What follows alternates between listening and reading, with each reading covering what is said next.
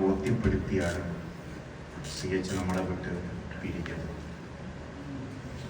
പുതിയ കാലം CHനെ വായിക്കുമ്പോൾ അത്ഭുതവും കൗതുകവും തോന്നുന്ന ജീവിത ചരിത്രം നമ്മുടെ മുന്നിൽ അവതരിപ്പിച്ചാണ്, അടയാളപ്പെടുത്തിയാണ് ആ വലിയ മനുഷ്യൻ നമ്മളോട് യാത്ര ചോദിച്ചത്.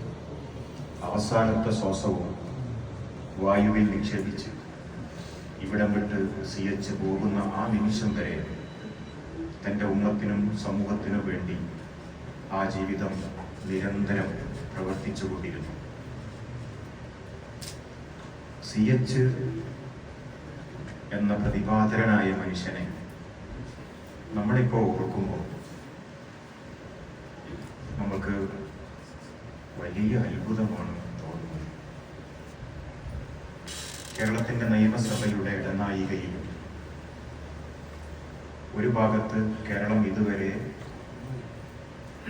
കണ്ട സ്പീക്കർമാരുടെ ചിത്രം വെച്ചിട്ടുണ്ട്. അതിൻ്റെ മറു സൈഡിൽ കേരളം ഇതുവരെ ഭരിച്ച മുഖ്യമന്ത്രിമാരുടെ ചിത്രവും വെച്ചിട്ടുണ്ട്. എന്നാൽ ഈ രണ്ട് ഭാഗത്തും ഒരാൾ പുഞ്ചിരിച്ച് നിൽക്കുന്നുണ്ട്. സ്പീക്കർമാരുടെ ചിത്രം വെച്ച ഭാഗത്തും മുഖ്യമന്ത്രിമാരുടെ ചിത്രം വെച്ച ഭാഗത്തും ഒരാൾ മാത്രമാണ് ആവർത്തിച്ചു വന്നത്. അത് CH മുഹമ്മദ് കോയ സാഹിബാണ്.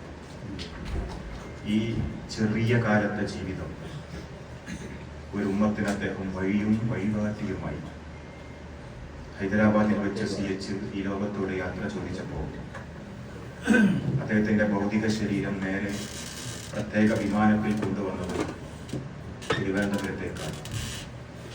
അവിടെ നിന്നത് കോഴിക്കോട്ട് എത്തി ടൗൺ ഹാളിൽ പൊതുദർശനത്തിന് വെച്ചപ്പോൾ അവിടെ ഉണ്ടായ വൈകാരിക രംഗങ്ങൾ പലരും പറഞ്ഞു കേട്ട ഓർമ്മകളുണ്ട്. ആൾക്കൂട്ടത്തിന്റെ മധ്യത്തിൽ അങ്ങനെ മരിച്ചു കിടക്കുന്ന CHന്റെ സാമീപ്യം നിന്ന മനുഷ്യരെല്ലാവരും CH മരിച്ചു എന്ന് വിശ്വസിച്ചില്ല.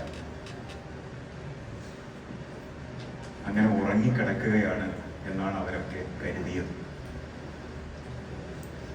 ഇപ്പോൾ എണീറ്റ് വരും, ഞങ്ങളെ നോക്കി പുഞ്ചിരിക്കും, ഞങ്ങളോട് കൈവീശി കാണിക്കും എന്നാണ് അവർ പ്രതീക്ഷിച്ചത്. ആ മയ്യത്ത് ഖബർ